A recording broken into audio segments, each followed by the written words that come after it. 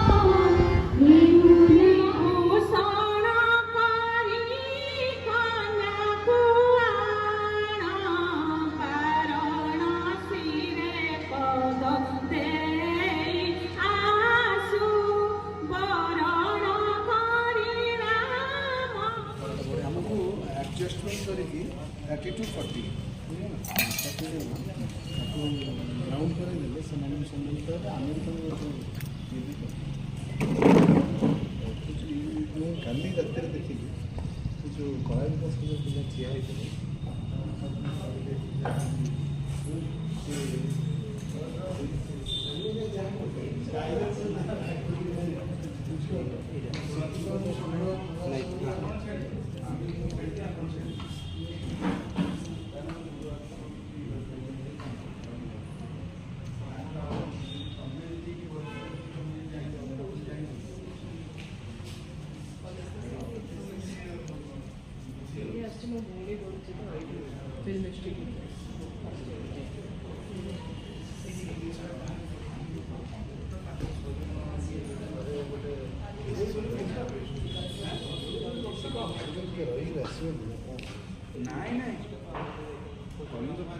एठारे उपस्थित समस्त गुरुजन मानकु मोर सादर प्रणाम। मु अश्लेषराय स्टुअर्ट स्कूल षष्ठ श्रेणी छात्री अटे और मु आज भव्य प्रतियोगिता रे उपेंद्र भंज किए तांका उपरे मो वक्तव्य उपस्थापन करबाकू जाउछि। केते क्लास उपेन्द्र भंज सप्तदश शताब्दीर जड़े प्रसिद्ध संगीतकार और कवि थिले।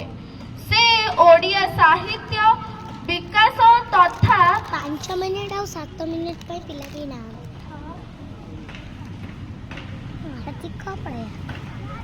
तथा एहार स्वतंत्र परिचय सृष्टि करबा पछरे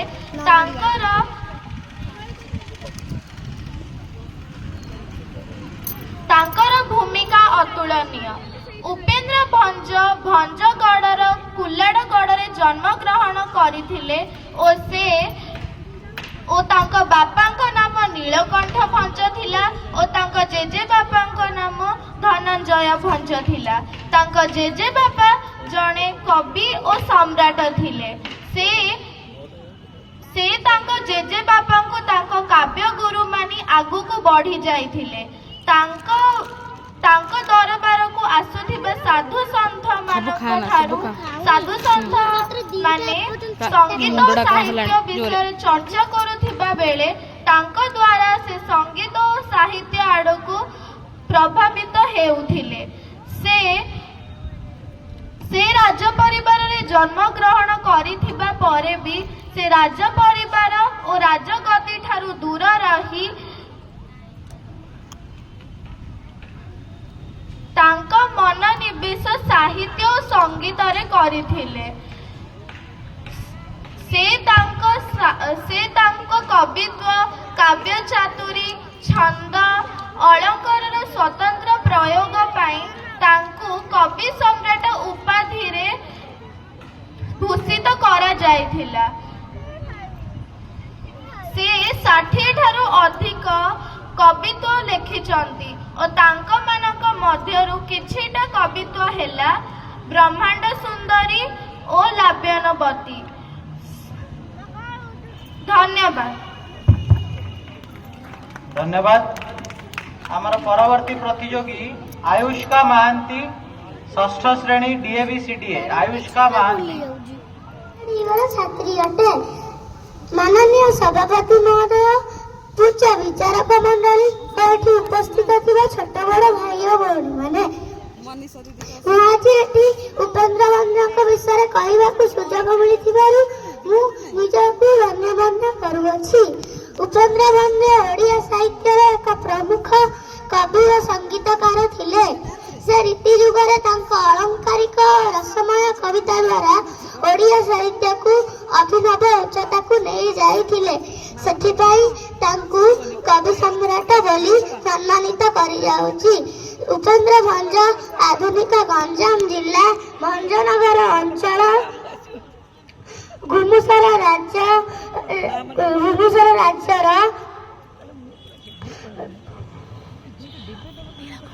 नीलकंठ भंजक ज्येष्ठ पुत्र भावे 1680 ख्रीष्टाब्दे कुलाड़गढ़ जन्म ग्रहण करथिले। तांकठारे संस्कृत साहित्यर गभीर ज्ञान थिला। से अमरकोश त्रिकंडकोश मेदिनीकोश परी संस्कृत शब्दकोश को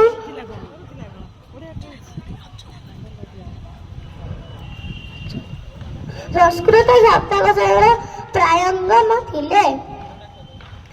से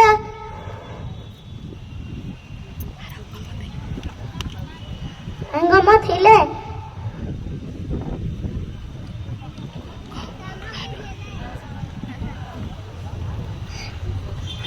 से ओडिशा कवि मानक पई गीता विधान नामक शब्दकोश रचना करथिले। उपेन्द्र भंजक मुख्य काव्य गुड़िक वैदेश विलास, लावण्यवती, कोटि ब्रह्मांड सुंदरी अन्यतम। उपेन्द्र भंज अनेक अलंकार रस व्यवहार करी कविता को अत्यंत सुंदर और आकर्षणीय करथिले। कवितार श्रृंगार विरह भक्ति और करुणा रसर अद्भुत मिश्रण देखा मिले। उपेन्द्र भंजक କାବ୍ୟ ଗୁଡ଼ିକ ଓଡ଼ିଆ ସଙ୍ଗୀତ ଓଡ଼ିଶୀ ସଙ୍ଗୀତର ମୁଖ୍ୟ ଆଧାର ଭାବେ ପ୍ରଚଳିତ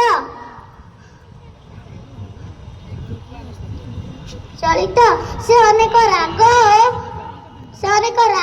ଓ ତାଳରେ ତାଙ୍କର କବିତାକୁ ସଜାଇଥିଲେ, ଯାହା ଓଡ଼ିଶୀ ନୃତ୍ୟ, ଗୋଟିପୁଅ ନୃତ୍ୟ, ସଖୀ ନାଟ ଓ ରାଧାପ୍ରେମ ନୀଳା ପରି ଅନେକ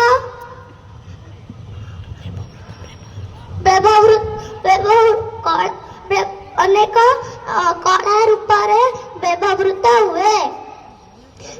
ଉପେନ୍ଦ୍ର ଭଞ୍ଜ ଓଡ଼ିଆ ସାହିତ୍ୟରେ ଏକ ଅମର ନାମ। ତାଙ୍କର କବିତା ସଙ୍ଗୀତ ଓ ଓଡ଼ିଶୀ ନୃତ୍ୟର ଅବଦାନ ଓଡ଼ିଆ ସାହିତ୍ୟକୁ ଏକ ନୂତନ ଦିଗ ଦେଇଛି। ଧନ୍ୟବାଦ। ମଣ୍ଡଳୀ, ପୂଜ୍ୟ ଗୁରୁଜନ ବୃନ୍ଦ ଏବଂ ମୋ ସହପାଠୀ ଛୋଟ ବଡ଼ ଭାଇ ଓ ଭଉଣୀମାନେ, ମୁଁ ଆୟୁଷ୍କା ମହାନ୍ତି ଡିଏଭି ପବ୍ଲିକ ବିଦ୍ୟାଳୟ ଷଷ୍ଠ ଶ୍ରେଣୀର ଛାତ୍ରୀ ଅଟେ। ଆପଣମାନେ ଜାଣିଛନ୍ତି କି ଆଜି ମୁଁ ଆପଣମାନଙ୍କ ସମ୍ମୁଖରେ ଏପରି ଜଣେ ମହାପୁରୁଷଙ୍କ ବିଷୟରେ କହିବାକୁ ଯାଉଛି ଯିଏ ଆମ ସମସ୍ତଙ୍କୁ ପ୍ରମାଣ କରିଦେଇଥିଲେ ଯେ କବି ଆସନ ଏକ ରାଜ୍ୟ ସିଂହାସନ ଠାରୁ ଉଚ୍ଚ ଅଟେ। ହଁ, ଆପଣମାନେ ଠିକ ଭାବିଛନ୍ତି, ମୁଁ ରାଜପୁତ୍ର ଉପେନ୍ଦ୍ରଙ୍କ ବିଷୟରେ କହୁଛି, ଯିଏ ଆମ ସମସ୍ତଙ୍କ ସମ୍ମୁଖରେ କବି ସମ୍ରାଟ ଉପେନ୍ଦ୍ର ଭଞ୍ଜ ନାମରେ ପ୍ରସିଦ୍ଧ। ଏବଂ ତାଙ୍କ ବିଷୟରେ କହିବାର ସୁଯୋଗ ପାଇଥିବା ମୁଁ ନିଜକୁ ବହୁତ ଧନ୍ୟ ମନେ କରୁଛି। କବି ସମ୍ରାଟ ଉପେନ୍ଦ୍ର ଭଞ୍ଜ ଘୁମୁସର ରାଜ୍ୟର ରାଜା ନୀଳକଣ୍ଠଙ୍କର ପୁତ୍ର ଥିଲେ। ତାଙ୍କ ଜେଜେଙ୍କ ନାମ ଥିଲା ଧନଞ୍ଜୟ ପ୍ରତାପ ଧନଞ୍ଜୟ। ଉଚ୍ଚ କୋଟିର କବି ଥିଲେ। ଉପେନ୍ଦ୍ର ଭଞ୍ଜ 1670 ଖ୍ରୀଷ୍ଟାବ୍ଦରେ ଘୁମୁସର କୁଲାଡ଼ଗଡ଼ରେ ଜନ୍ମଗ୍ରହଣ କରିଥିଲେ। ସେ ସଂସ୍କୃତ ଓ ସାହିତ୍ୟରେ ପାରଦର୍ଶିତା ଲାଭ କରିଥିଲେ ଓ ଏକ ସନ୍ନ୍ୟାସୀଙ୍କ ଠାରୁ ରାମ ତାରକ ମନ୍ତ୍ର ଶିକ୍ଷା କରି ତାରକ ମନ୍ତ୍ର ସାଧନା କରିଥିଲେ ଓ ସିଦ୍ଧି ମଧ୍ୟ ଲାଭ କରିଥିଲେ। ଫଳରେ ତାଙ୍କ କବି ପ୍ରତିଭା ପ୍ରଖର ହୋଇ ଉଠିଥିଲା। କବି ସମ୍ରାଟ ଉପେନ୍ଦ୍ର ଭଞ୍ଜ ପ୍ରାୟ 68ଟି କାବ୍ୟ ରଚନା କରିଛନ୍ତି। ତନ୍ମଧ୍ୟରୁ ବୈଦେହୀଶ ବିଳାସ, ଲାବଣ୍ୟବତୀ, କୋଟି ବ୍ରହ୍ମାଣ୍ଡ ସୁନ୍ଦରୀ ଓ ପ୍ରେମ ସୁଧାନିଧି କଳା କୌତୁକ ପ୍ରଧାନ। ତାଙ୍କ ସବୁ ଏହି କାବ୍ୟ ରଚନା ପାଇଁ ଗୋପବନ୍ଧୁ ଦାସ ତାଙ୍କ ଭିତରେ କହିଥିଲେ ଯେ ଗାଏ ତୁମ୍ଭ ଗୀତ ସଭାରେ ପଣ୍ଡିତ ପତେ ଗ୍ରାନ୍ଥ ହୃଷ୍ଟ ମନା ବିଲେ ବୋଲେ ଚଷ ଅନ୍ତପୁରେ ଜୋଷାନୁତେ ରଙ୍ଗେ ବାରଙ୍ଗନା। ସେ ମାତ୍ର 50 ବର୍ଷ ବୟସରେ 1720 ଖ୍ରୀଷ୍ଟାବ୍ଦରେ ଦେହାନ୍ତ ହୋଇଥିଲେ। ଏତେ ଅଳ୍ପ କାଳରେ ସେ ତାଳପତ୍ର ଖେଦାରେ ଲୁହା ଲେଖନୀ ଗୁଣରେ ଯେଉଁ ସବୁ ଉଚ୍ଚ କୋଟିର ଗ୍ରନ୍ଥମାନ ଲେଖିଛନ୍ତି, ତାଙ୍କ କଥା ଆଜି ଭାବିଲେ ଆମ ସମସ୍ତଙ୍କ ମସ୍ତକ ତାଙ୍କ ନିକଟରେ ନଇଯାଏ। ଧନ୍ୟବାଦ। ବନ୍ଦେ ଉତ୍କଳ ଜନନୀ। ହତୋତ୍ସାହିତ ନ ହୁଅନ୍ତୁ। ଷ୍ଟାର୍ଟ।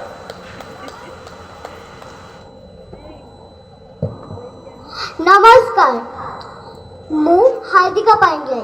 ମୁଁ କେମ୍ବ୍ରିଜ ବିଦ୍ୟାଳୟ ପ୍ରଥମ ଶ୍ରେଣୀର ଛାତ୍ରୀ ଅଟେ। ସମ୍ମାନନୀୟ ସଭାପତି ମହୋଦୟ, ବରେଣ୍ୟ ବିଚାରକ ମଣ୍ଡଳୀ ଓ ମୋ ଉପସ୍ଥିତ ପ୍ରତିଯୋଗୀ ଭାଇ ଓ ଭଉଣୀମାନେ, ଆଜି ওই ସ୍ୱର୍ଣ୍ଣିମ ସନ୍ଧ୍ୟାରେ ସେ କାବ୍ୟ ସମାଜ ବିଭାଗ କବି ସମ୍ରାଟ ଉପେନ୍ଦ୍ର ଭଞ୍ଜଙ୍କ ବିଷୟରେ କିଛି କହିବାର ସୁଯୋଗ ମିଳିଥିବାରୁ ମୁଁ ନିଜକୁ ଭାଗ୍ୟବାନ ମନେ କରି କିଞ୍ଚିତ ବକ୍ତବ୍ୟ ପ୍ରତିପାଦନ କରୁଛି। ଆଜିର ବିଷୟବସ୍ତୁ ହେଉଛି ଉପେନ୍ଦ୍ର ଭଞ୍ଜ କିଏ? ଦେଖବେ ନଳିନୀରେ ପୂରିତ ଭ୍ରମନ୍ତି ଭ୍ରମରେ ଶୋଭିତ।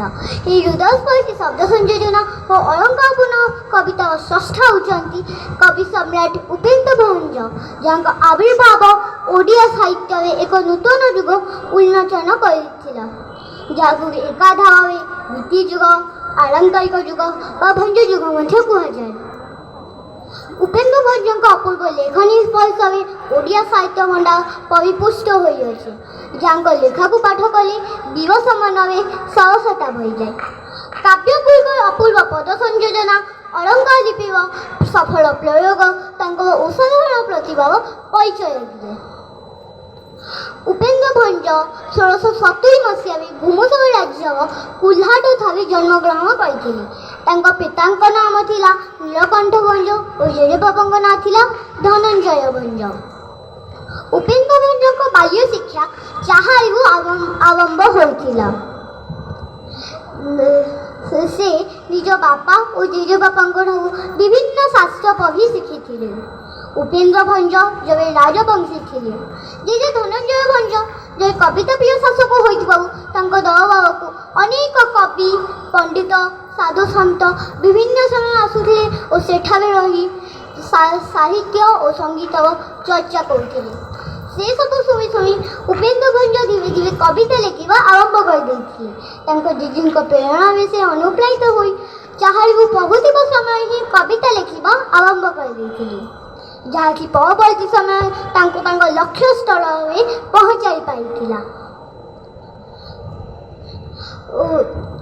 उपेन्द्र भंज निज जेजेबापा काव्य गुरु रूपे मानि नहीं। 18 वर्ष बयस में से नयागढ़ राजकुमारी लावण्यवती को विवाह करते। राजपुत्र उपेन्द्र सिंहासनप्रति आकृष्ट न हो शांत बायुपीठ मध्य काव्य रचना लेखनी चालना करते। पुरीर तत्कालीन राजा गजपति दिव्यसिंह देव कविता आसक समय काव्य आलोचना और पांडित्य देखि मुग्ध हो जाइए और मस्तक में पाटसारी बांधी यह कहले कि तुम केवल राजपुत्र नुह तुम सर्वगुण संपन्न और श्रेष्ठ हट और विवाह उपाधि में भूषित करते। उपेन्द्र भंज जीवन काल भितर और पर अनेक उपाधि भूषित कर यथा विवाह मंगराज कवि कुलकेशवी कवि सार्वभौम और सर्वश्रेष्ठ कवि सम्राट। उपेन्द्र भंज पाखापाखि 52टी ग्रंथ रचना करते। मात्र मुद्रण अभाव आंभ मान 25टी ग्रंथ हस्तगत हो पाए। उपेन्द्र भंज श्रेष्ठ काव्य केतोटी है लावण्यवती कोटि ब्रह्मांड सुंदरी प्रेमसुधा नीति और सुभद्रा परिणय। आज से महान कवि 1740 मसीह में इहरिया संबरण करते। से एकाधार साहित्यक कवि और ओडिसी संगीत प्रतिष्ठित कलाकार थे। साहित्य मुझे वक्तव्य को विराम दूची। वंदे उत्कल जननी।